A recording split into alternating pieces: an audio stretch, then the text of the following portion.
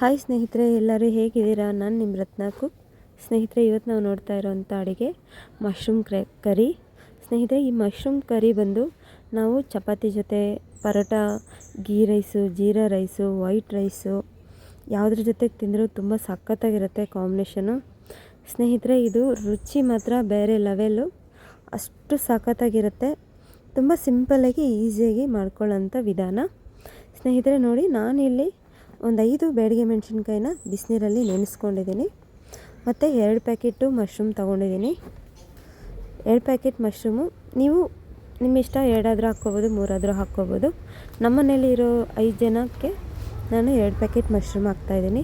ಯಾಕೆ ಅಂದರೆ ನಮ್ಮ ಮನೇಲಿ ಚಿಕನ್ನು, ಮಟನ್ನು, ಫಿಶ್ ಮಾಡಿದ್ರೆ ಎಲ್ಲರಿಗೂ ಸಪ್ರೇಟ್ ಇರುತ್ತೆ. ಅಂದರೆ ನನಗೆ ಬೇಡ, ನಿನಗೆ ಬೇಡ ಅನ್ನೋ ಥರ. ಬಟ್ ಈ ಮಶ್ರೂಮ್ ಗ್ರೇವಿ ಬಂದು ನಮ್ಮ ಮನೇಲಿ ಎಲ್ಲರಿಗೂ ತುಂಬ ಇಷ್ಟ ಆದಂಥ ಒಂದು ಗ್ರೇವಿ ಸಾರು. ಸ್ನೇಹಿತರೆ, ನಿಜವಾಗ್ಲೂ ಇದು ತುಂಬ ಸಖತ್ತಾಗಿ ಬರುತ್ತೆ. ನೋಡಿ, ಮಶ್ರೂಮ್ನ ಈ ಥರ ನೀಟಾಗಿ ವಾಶ್ ಮಾಡ್ಕೋಬೇಕು. ಇದು ತುಂಬ ಸಿಂಪಲ್ಲೇ ವಾಶ್ ಮಾಡೋದೇನು ಅಷ್ಟು ಇದಿರಲ್ಲ. ನಾನು ಡೈರೆಕ್ಟ್ ನಲ್ಲಿಯಿಂದನೇ ವಾಶ್ ಮಾಡ್ತೀನಿ. ನೋಡಿ, ಜಸ್ಟ್ ನಾವು ಈ ಥರ ಸ್ಕ್ರಬ್ ಮಾಡಿದ್ರೆ ಅದ್ರ ಮೇಲೆ ಇರೋ ಬ್ಲ್ಯಾಕ್ ಆಗಲಿ ಅಥವಾ ಮಣ್ಣಾಗಲಿ ಎಲ್ಲ ನೀಟಾಗಿ ವಾಶ್ ಆಗಿಬಿಡುತ್ತೆ. ತುಂಬ ಚೆನ್ನಾಗಿರುತ್ತೆ ಸ್ನೇಹಿತರೆ. ನೋಡಿ, ನಾನು ಮಶ್ರೂಮ್ಗೆ ಮೇಯ್ನಾಗಿ ಬೇಕಾಗಿರೋಂಥ ವಸ್ತುಗಳನ್ನು ಇಲ್ಲಿ ತೆಗೆದಿಟ್ಟಿದ್ದೀನಿ. ಗೋಡಂಬಿ ಆಗಿರ್ಬೋದು, ಹಸಿಮೆಣ್ಸಿನ್ಕಾಯಿ, ಕರ್ಬೇವಿನ ಸೊಪ್ಪು, ಮತ್ತು ಈರುಳ್ಳಿ, ಟೊಮೆಟೊ, ಶುಂಠಿ ಬೆಳ್ಳುಳ್ಳಿ ಪೇಸ್ಟು, ಮಶ್ರೂಮು, ಕೊತ್ತಂಬರಿ ಸೊಪ್ಪು. ಇದು ಇಂಪಾರ್ಟೆಂಟ್ ಆಗಿರುತ್ತೆ ಸ್ನೇಹಿತರೆ. ಈರುಳ್ಳಿ ಇಲ್ಲಿ ನಾನು 4 ತೊಗೊಂಡಿದ್ದೀನಿ. 4 ಹಾಕ್ಕೋಬೋದು, 3 ಹಾಕ್ಕೋಬೋದು. ಓಕೆನಾ? ನಾನು ಸ್ವಲ್ಪ ಇರಲಿ ಅಂತೇಳಿ ತೆಗೆದಿಟ್ಕೊಂಡಿರೋವಂಥದ್ದು. ಮತ್ತು ನೋಡಿ, ಹಸಿಮೆಣ್ಸಿನ್ಕಾಯಿ ಉದ್ದುದ್ದಕ್ಕೆ 1 ಮೆಣಸಿನ್ಕಾಯಿನ 2 ಭಾಗ ಮಾಡಿಕೊಂಡ್ರೆ ಸಾಕು. ಮತ್ತು ಈರುಳ್ಳಿನೂ ಹಾಗೆ ಉದ್ದುದ್ದಕ್ಕೆ ಕಟ್ ಮಾಡಿಕೊಂಡ್ರೆ ಸಾಕಾಗುತ್ತೆ. ಅಂದರೆ ಸಣ್ಣಕ್ಕೇನು ಹಾಕ್ಕೋಬೇಕಾಗಿಲ್ಲ. ಯಾಕೆಂದರೆ ನಾವು ಇದನ್ನು ಫ್ರೈ ಮಾಡ್ಕೊತೀವಿ. ಫ್ರೈ ಮಾಡಿ ನಾವು ಗ್ರೈಂಡ್ ಮಾಡೋದಕ್ಕೆ ಸ್ವಲ್ಪ ತೊಗೊತೀವಿ. ಹಾಗಾಗಿ ಮಶ್ರೂಮಲ್ಲೂ ಅಲ್ಲಲ್ಲಿ ಈರುಳ್ಳಿ ಸಿಕ್ಕಿದ್ರೆ ಚೆನ್ನಾಗಿರುತ್ತೆ. ನೋಡಿ, ಬಾಣಲಿ ಬಿಸಿಯಾಗಿದೆ. ಬಾಣಲಿ ಬಿಸಿ ಆದಮೇಲೆ ಎಣ್ಣೆ ಹಾಕ್ಕೊತಾ ಇದ್ದೀನಿ. ಇದಕ್ಕೆ ಸ್ವಲ್ಪ ಎಣ್ಣೆ 1 ಸ್ಪೂನ್ ಜಾಸ್ತಿನೇ ಬೇಕಾಗುತ್ತೆ. ನಾನು ಇಲ್ಲೊಂದು 3 ಸ್ಪೂನಷ್ಟು ಎಣ್ಣೆ ತೊಗೊಂಡಿದ್ದೀನಿ. ಮತ್ತು ಸ್ವಲ್ಪ ಸಾಸಿವೆ, ಜೀರಿಗೆ, ಮತ್ತು ಕಟ್ ಮಾಡಿ ಇಟ್ಕೊಂಡಿರೋಂಥ ಹಸಿಮೆಣ್ಸಿನ್ಕಾಯಿ, ಕರ್ಬೇವಿನ ಸೊಪ್ಪು ಮತ್ತು ಈರುಳ್ಳಿ ಇದನ್ನೆಲ್ಲ ಸೇರಿಸಿ ನೀಟಾಗಿ ಫ್ರೈ ಮಾಡ್ಕೋಬೇಕು. ಅಂದರೆ ಗೋಲ್ಡನ್ ಬ್ರೌನ್ ಏನು ಬೇಕಾಗಿಲ್ಲ, ಮೀಡಿಯಮ್ಮಾಗಿ ಫ್ರೈ ಮಾಡಿಕೊಂಡ್ರೆ ಸಾಕಾಗುತ್ತೆ. ಇದಕ್ಕೆ ಒಂದು 4-5 ಬೆಳ್ಳುಳ್ಳಿನೂ ಕಟ್ ಮಾಡಿ ಹಾಕ್ಕೋಬೇಕು. ರುಚಿ ಆವಾಗ ಈ ಬೆಳ್ಳುಳ್ಳಿ ಫ್ಲೇವರ್ ಬಂದು ಮಶ್ರೂಮ್ಗೆ ತುಂಬ ಸಖತ್ತಾಗಿರುತ್ತೆ. ಹಾಗಾಗಿ ನಾನು ಶುಂಠಿ ಬೆಳ್ಳುಳ್ಳಿ ಪೇಸ್ಟು ಯೂಸ್ ಮಾಡ್ತಾಯಿದ್ದೀನಿ. ಒಂದು 5-6 ಬೆಳ್ಳುಳ್ಳಿನೂ ಹಾಕ್ತಾಯಿದ್ದೀನಿ. ಬೆಳ್ಳುಳ್ಳಿ ಹಾಕೋದ್ರಿಂದ ಫ್ಲೇವರು ತುಂಬ ಚೆನ್ನಾಗಿರುತ್ತೆ. ಆ ಬೆಳ್ಳುಳ್ಳಿ ಫ್ಲೇವರು ಎತ್ತು ಕೊಡುತ್ತೆ. ಅಂದರೆ ಆವಾಗ ಟೇಸ್ಟ್ ತುಂಬ ಚೆನ್ನಾಗಿರುತ್ತೆ. ಈರುಳ್ಳಿ ಸ್ವಲ್ಪ ಫ್ರೈ ಆದಮೇಲೆ ಟೊಮೆಟೊನೂ ಸೇಮ್ ಈರುಳ್ಳಿ ಥರನೇ ಸಣ್ಣಕ್ಕೆ ಕಟ್ ಮಾಡಿಕೊಂಡ್ರೆ ಸಾಕು. ಅಂದರೆ ತೀರಾ ಸಣ್ಣ ಅಲ್ಲದೆ ಈ ಥರ ಉದ್ದುದ್ದಕ್ಕೆ ಕಟ್ ಮಾಡಿಕೊಂಡ್ರೆ ಸಾಕಾಗುತ್ತೆ. ನಾನಿಲ್ಲಿ ಸ್ವಲ್ಪ ದೊಡ್ಡದಾಗಿರೋಂಥ 2 ಈರುಳ್ಳಿನ ತೊಗೊಂಡಿದ್ದೀನಿ. ಇವಾಗ ಶುಂಠಿ ಬೆಳ್ಳುಳ್ಳಿ ಪೇಸ್ಟು ನಾನಿಲ್ಲಿ 1-1.5 ಸ್ಪೂನಷ್ಟು ಶುಂಠಿ ಬೆಳ್ಳುಳ್ಳಿ ಪೇಸ್ಟ್ ಯೂಸ್ ಮಾಡ್ತಾಯಿದ್ದೀನಿ. ಈರುಳ್ಳಿ ಸ್ವಲ್ಪ ಫ್ರೈ ಆದಮೇಲೆ, ಸ್ವಲ್ಪ ಈರುಳ್ಳಿ ಹಸಿ ವಾಸನೆ ಹೋಗಿದ ಮೇಲೆ ನಾವು ಶುಂಠಿ ಬೆಳ್ಳುಳ್ಳಿ ಪೇಸ್ಟ್ ಹಾಕ್ಕೋಬೇಕು. ಶುಂಠಿ ಬೆಳ್ಳುಳ್ಳಿ ಪೇಸ್ಟು ಹಾಕ್ಕೊಂಡು ಅದು 1 ನಿಮಿಷ ಫ್ರೈ ಮಾಡಿ ಆಮೇಲೆ ಟೊಮೆಟೊನ ಸೇರಿಸ್ಕೋಬೇಕು. ಟೊಮೆಟೊನೂ ಸೇರಿಸ್ಕೊಂಡು ಸ್ವಲ್ಪ ಚೆನ್ನಾಗಿ ಫ್ರೈ ಮಾಡ್ಕೋಬೇಕು. ನೋಡ್ತಾ ಇದ್ದೀರಲ್ಲ, ಟೊಮೆಟೊ ಫ್ರೈ ಮಾಡೋದಕ್ಕೆ ಇಟ್ಕೊಂಡು ಈ ಕಡೆ ನಾನು ಮಶ್ರೂಮ್ ಕಟ್ ಮಾಡ್ಕೊತಾ ಇದ್ದೀನಿ. ಮಶ್ರೂಮ್ ಬಂದು ಅವ್ರವ್ರ ಇಷ್ಟ. ಇವಾಗ ನೋಡಿ, ತೀರಾ ಸಣ್ಣ ಇರೋದು 2 ಮಾಡಿಕೊಂಡ್ರೆ ಸಾಕು. ಸ್ವಲ್ಪ ಮೀಡಿಯಮ್ ಆಗಿರೋದನ್ನು ಹೀಗೆ 3 ಪೀಸ್ ಮಾಡಿಕೊಂಡ್ರೆ ಆಗುತ್ತೆ. ಮತ್ತು ಸ್ವಲ್ಪ ದೊಡ್ಡದಾಗಿರೋದನ್ನು 4 ಮಾಡ್ಕೊಳ್ಳಿ. ಆವಾಗ ಏನಾಗುತ್ತೆ ಅಂದರೆ ಎಲ್ಲ ಒಂದೇ ಸೈಜ್ ಇರುತ್ತೆ. ಮಶ್ರೂಮು ತಿನ್ನೋವಾಗ ಬಾಯಿಗೆ ಚೆನ್ನಾಗಿರುತ್ತೆ. ನಾವು ತೀರಾ ಸಣ್ಣ ಕಟ್ ಮಾಡಿದ್ರೂ ಚೆನ್ನಾಗಿರಲ್ಲ, ಅದು ಎಲ್ಲೋ ಒಂದೊಂದು ಇದ್ದಂಗೆ ಅನಿಸುತ್ತೆ.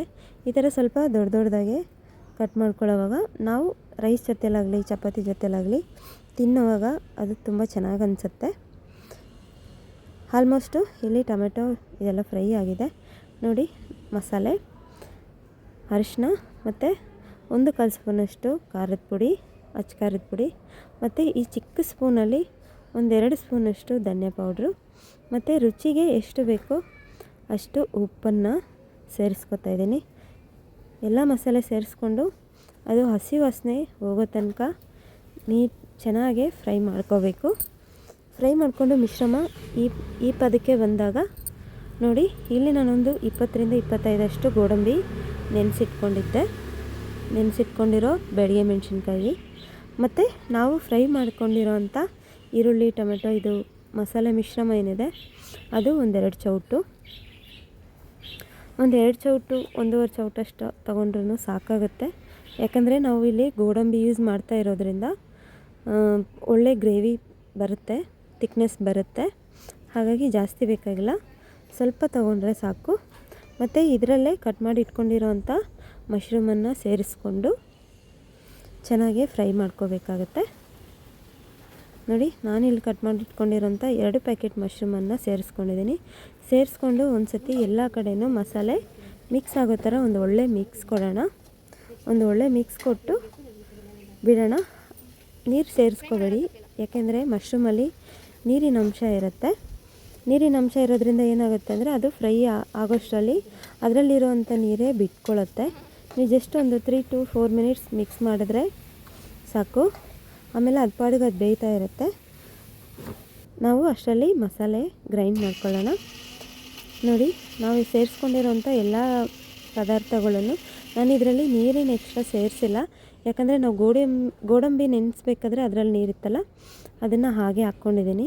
ನೋಡಿ, ಈ ಪದಕ್ಕೆ ಮಸಾಲೆ ಬರಬೇಕು. ಇವಾಗ ಆಲ್ಮೋಸ್ಟು ಮಶ್ರೂಮು ಫ್ರೈ ಆಗಿದೆ. ಇದರಲ್ಲಿ ರುಬ್ಬಿಟ್ಕೊಂಡಿರುವಂಥ ಮಸಾಲೆಯನ್ನು ಸೇರಿಸ್ಕೊಳ್ಳೋಣ. ನೀಟಾಗಿ ಜಾರಲ್ಲಿರೋದನ್ನೆಲ್ಲ ನೀಟಾಗಿ ಹಾಕ್ಕೊಳ್ಳೋಣ. ಮಸಾಲೆ ವೇಸ್ಟ್ ಮಾಡೋದು ಬೇಡ, ಯಾಕೆಂದರೆ ನಾವು ಗೋಡಂಬಿ ಹಾಕಿದ್ದೀವಿ. ಮತ್ತು ಇದೇ ಮಸಾಲೆ ಹಾಕಿ ಒಂದು ಸತಿ ಚೆನ್ನಾಗಿ ಮಿಕ್ಸ್ ಮಾಡಿಕೊಂಡು ಎಲ್ಲ ಕಡೆಯೂ ಆಗೋ ಥರ ನೀಟಾಗಿ ಮಿಕ್ಸ್ ಮಾಡಿಕೊಂಡು ಆಮೇಲೆ ಆ ಜಾರಿಗೆ ಸ್ವಲ್ಪ ನೀರು ಹಾಕಿ ಅದನ್ನು ಸೇರಿಸ್ಕೊಳ್ಳೋಣ.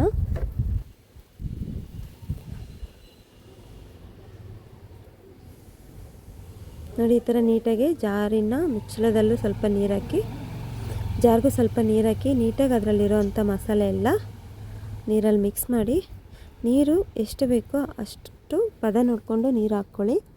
ಯಾಕೆಂದರೆ ಇದು ಮಶ್ರೂಮ್ ಕರಿ ಅಲ್ವಾ, ಹಾಗಾಗಿ ಸ್ವಲ್ಪ ತಿಕ್ಕಾಗಿದ್ರೇ ಚೆನ್ನಾಗಿರುತ್ತೆ. ಜಾಸ್ತಿ ನೀರು ಹಾಕಿದ್ರೂ ಚೆನ್ನಾಗಿರಲ್ಲ. ಹಾಗಾಗಿ ನೋಡಿ ನೀರು ಹಾಕ್ಕೊಳ್ಳಿ. ನೀರು ಹಾಕ್ಕೊಂಡು ಮಸಾಲೆ ಎಲ್ಲ ಮಿಕ್ಸ್ ಮಾಡಿ ಒಂದು 5-10 ನಿಮಿಷ ಮುಚ್ಚಿಟ್ರೆ ನಮ್ಮ ಮಶ್ರೂಮ್ ಕರಿ ರೆಡಿ.